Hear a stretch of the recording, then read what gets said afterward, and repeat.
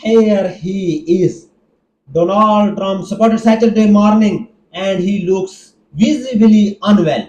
The White House insists he is doing great and healthier than ever. But when you zoom in on his photo, that's clearly not the case. Remember, Trump has not made a public appearance since Wednesday, and he has been trying to conceal that hand, which looks like it's deteriorating in plain sight. His ankles are badly swollen and inflamed. The White House keeps brushing it off as a minor issue, yet many believe it point to something far more serious. And again, in this test photo, he looks profoundly unwell. Now, compare that with the photo of the former President Joe Biden this morning with his granddaughters. You see him there enjoying a beach day, smiling with two of his favorite people, and image shared by Ashley Biden. Biden looks healthy, relaxed, and open, and unlike Trump, he is being transparent with the country about what he is going through. Similarly, California Governor Gavin Newsom shared a post saying, "Have a great Labor Day weekend, Patriots. God bless the working people who make America great." Just look at that image compared to how Donald Trump appeared his morning. Actually, you do not even need to make this comparison. Governor Newsom already did it for us. Governor Gavin Newsom posted a side by side photo of himself with Donald Trump, calling Trump America's biggest loser after the Court of Appeal ruled Trump tariff illegals. Beyond looking visibly frail and unwell, Trump's behavior also reflects weakness, especially in his dealing with Vladimir Putin. His submissive sentence is nothing short of humiliating, reducing the United States to something resembling a Soviet satellite instead of standing firm with allies, landing the free world, and defending Ukraine.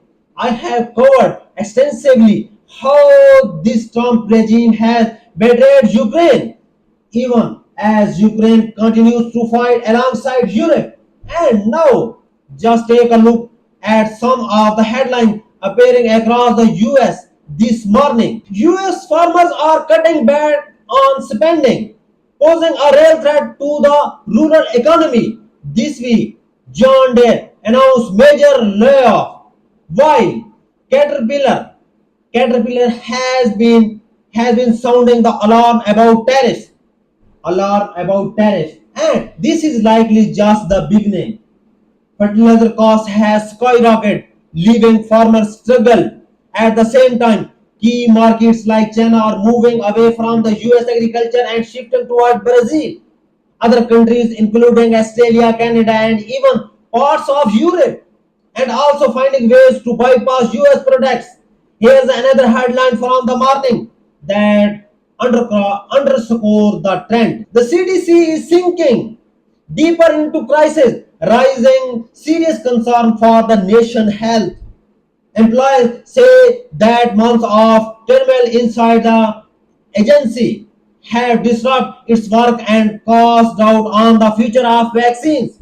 Experts note they are never seen a wealthy, advanced nation with world-class scientific resources came under attack, not from small groups with fringe belief, but from its own government. Right now, its leadership driven by quackery that holding back progress on vaccine, medication, and even energy. Donald Trump openly raised against wind and solar while pressing big beautiful coal. It's reckless and absurd.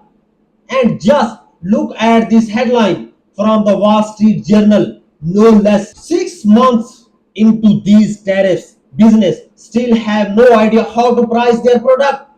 Or North Carolina company summed it up. The tariff urgently has created constant new problems.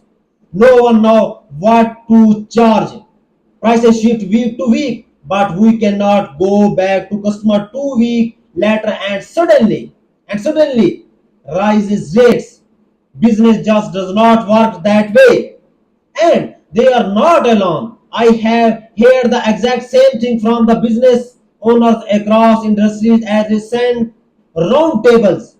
Everyone is struggling. Meanwhile, instead of addressing the chores, Donald Trump is busy blasting out these stage gritty emails to his supporter.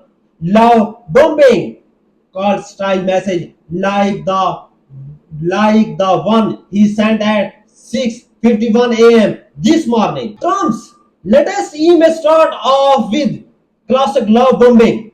There, you were on my mind the other day as I flew abroad Air Force One.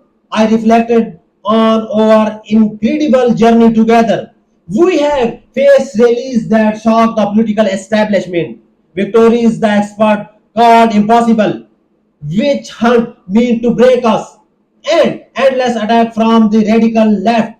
Yet through every storm, you never left my side. Of course, when you click the link, it just lead to a fundraising page, but it's all one big grift.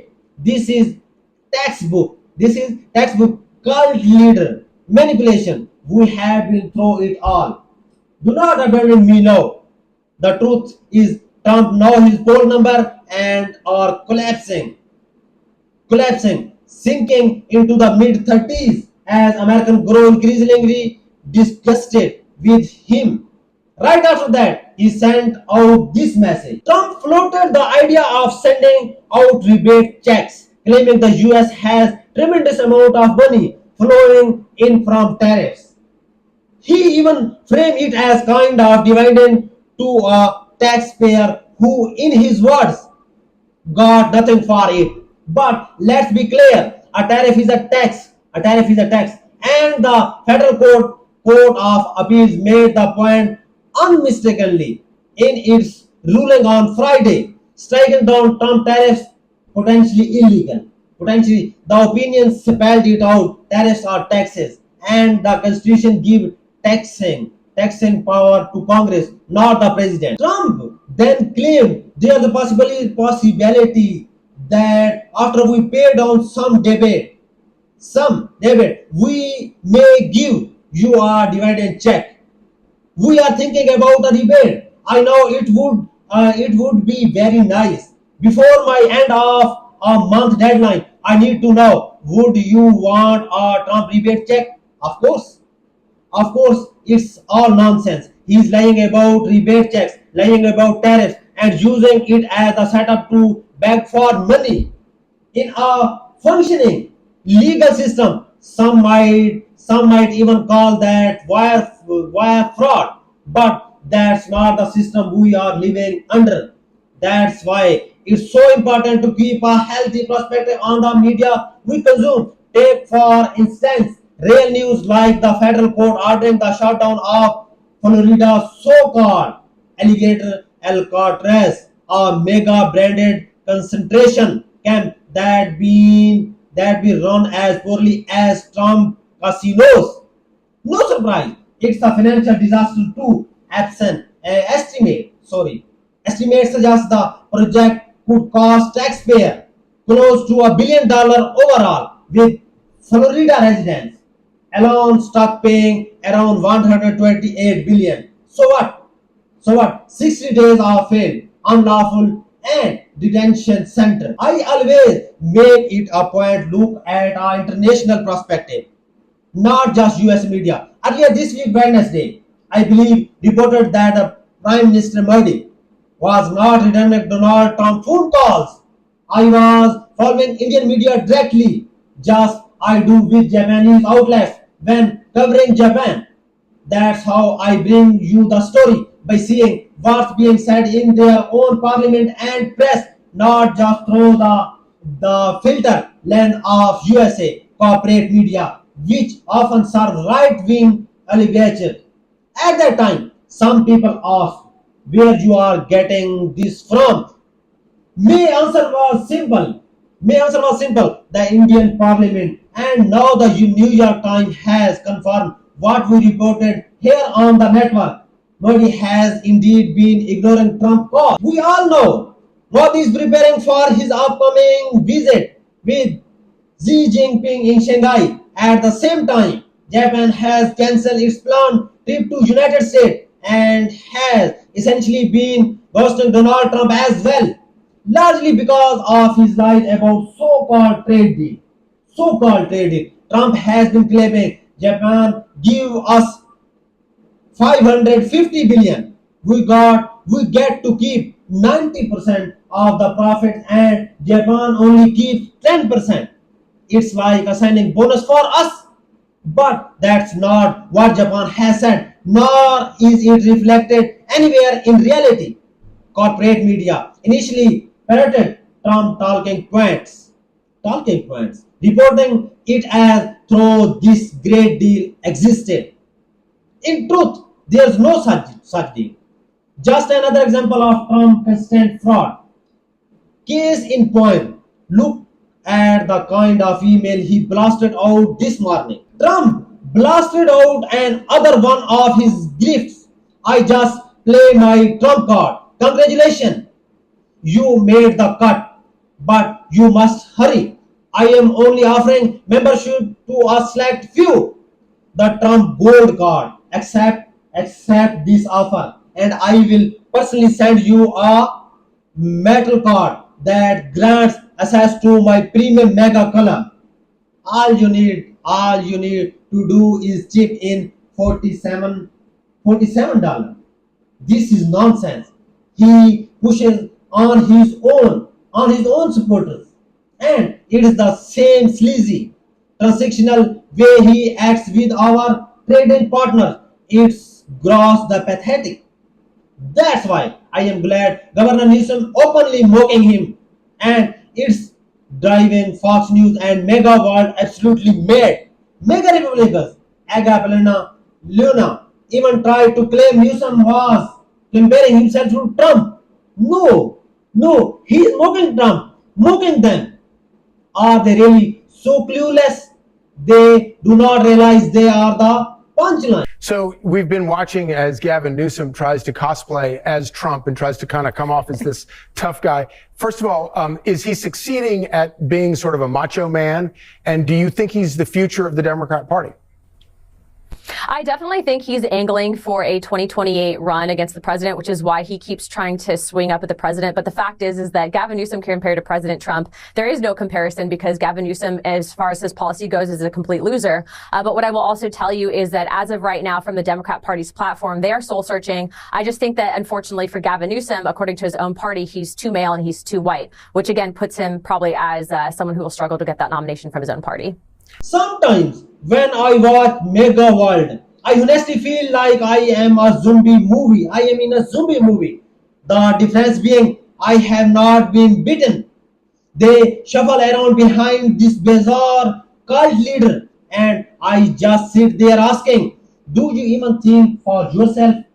This is the guy you have hitched your wagon to. A man who's bankrupt everything he's never touched, bragged about sexually assaulting women, being found liable for sexual assault, convicted of multiple felonies, and run company after company straight into the ground.